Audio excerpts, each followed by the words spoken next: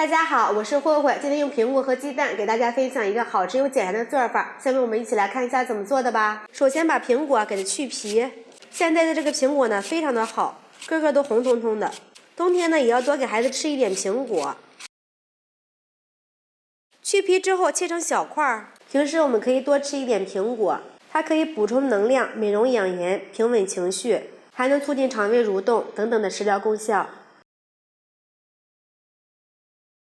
放入大碗里，打入3颗鸡蛋，再放入2勺的白砂糖，直接放入料理机里面，打成苹果汁。把苹果糊糊直接倒入大碗里，放入3克的酵母粉，用筷子先搅一搅，倒入300克的面粉，普通面粉或者是中筋面粉都是可以的。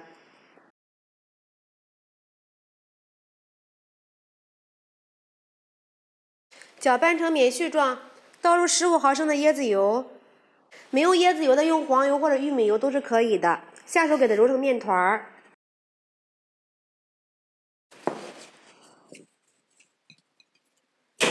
揉成一个软硬适中的光滑面团儿，盖上盖子，醒发2倍大。看一下这个面团已经醒好了，里边满满的蜂窝状。放到案板上揉搓一下排气，这里呢我们要多揉一会儿。搓成长条，下4个剂子，取一个剂子，像揉馒头一样给它揉匀，按扁，用擀面杖擀成牛舌状，然后给它卷起来，再给它擀开，卷起来再擀开，像这样子重复3次。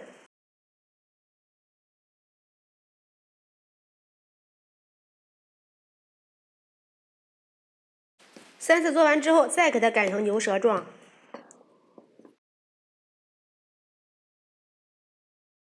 然后把洗干净的葡萄干放在上面，用擀面杖压一下，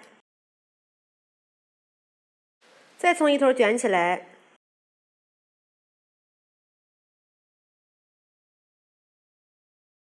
继续做长，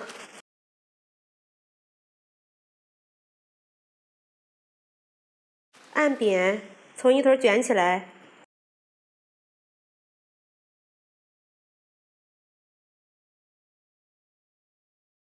这样一个生坯就做好了。准备4个小碗，里面都刷一层食用油，这个边缘处也要刷上。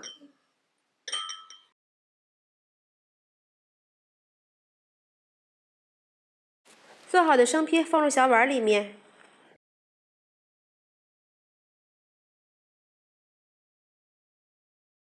盖上保鲜膜，醒发20分钟。看一下这个体积已经明显变大了。上面呢，我们再给它刷上一层蛋黄液，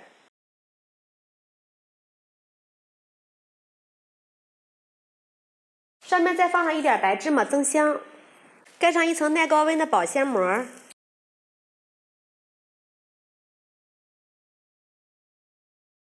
直接放到蒸锅里面，盖上盖子，大火把水烧开，再蒸45分钟。时间到，先不要着急打开盖子，焖上3分钟，再开盖。看一下，非常的蓬松又暄软，把它取出来。因为我们在蒸制的过程中呢，用的是中大火，所以它蒸出来的颜色呢，有点像焦糖色，跟烤的一样，特别的有食欲。打开保鲜膜，有一股浓浓的苹果香味扑鼻而来。用手给它按一下，给它脱膜。